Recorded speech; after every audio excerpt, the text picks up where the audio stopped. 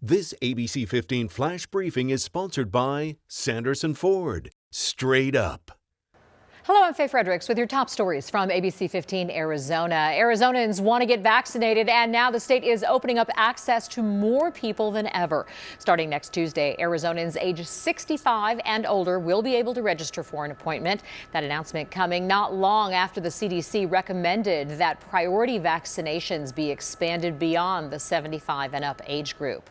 There are several ways to register for your vaccination appointment. You can do it anytime online at podvaccine.azdhs.gov.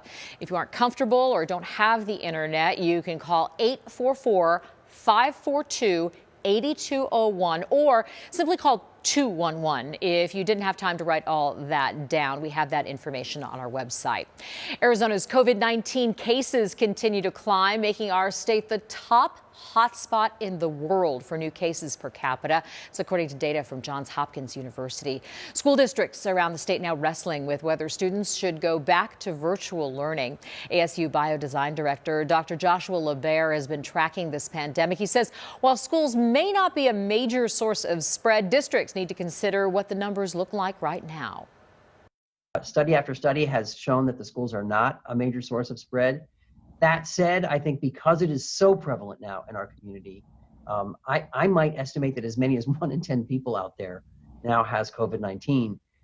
That probably, the better part of valor would be to stay virtual for the time being until we can get the numbers under better control. LeBaire went on to say that the most worrying numbers right now are hospitalizations, which continue to hit record numbers daily. History made on Capitol Hill today. The House voting to impeach President Trump for a second time. This is the first time in U.S. history a president has been impeached more than once, and it comes exactly 1 week after rioters tore through the halls of Congress trying to prevent the certification of President-elect Joe Biden's win.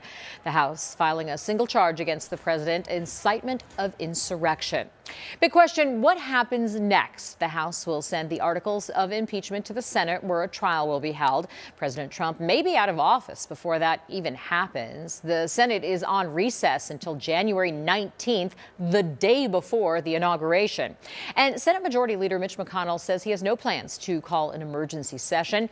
Even if the trial happens after President Trump leaves office, the Senate could vote to ban him from running for public office or holding public office ever again.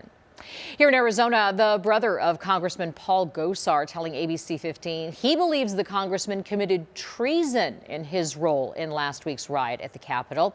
David GOSAR and other members of the GOSAR family are lobbying members of Congress, calling for an investigation of the role some members of Congress had in organizing, or potentially had in organizing and promoting that mob scene at the Capitol. What he's done, which I personally consider treason, and he's got blood on his hands for those people dying in there.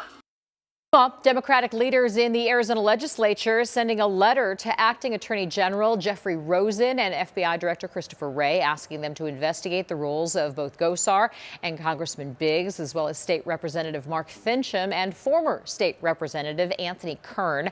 Fincham and Kern attended the rally. Kern was pictured on the steps of the Capitol.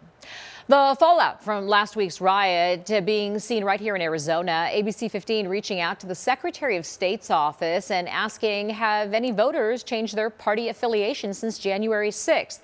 Every party saw some voters leave, but enrollment in the Arizona Republican Party taking the biggest hit. Nearly 5,000 voters saying they're out. Another beautiful day in paradise tomorrow. I'm Chief Meteorologist Amber Sullins. Getting warmer, too, as we look at your Valley Planner. Temperatures back in the 70s, and tomorrow is going to be the warmest day of the year so far. 75 here in Phoenix in the afternoon, and more of those 70s down south, too. Yuma could hit 80, and conditions are going to get warmer as we head into Friday and maybe even Saturday as high pressure builds in from the southwest. We do, though, have a weak area of low pressure moving through the four corners on Saturday. That is going to pump the brakes on the warm up. It still looks like we'll hang on to the 70s through the weekend. They just won't go any higher than the mid 70s. Then we head into next week. A couple of lows to track, but it's the one coming in Tuesday from the north that could bring some snow to the Arizona high country. Still looking dry, but we will get cooler here in the valley. So there's your next 7 days. 70s through early next week. Then we're back down into the mid 60s by Tuesday.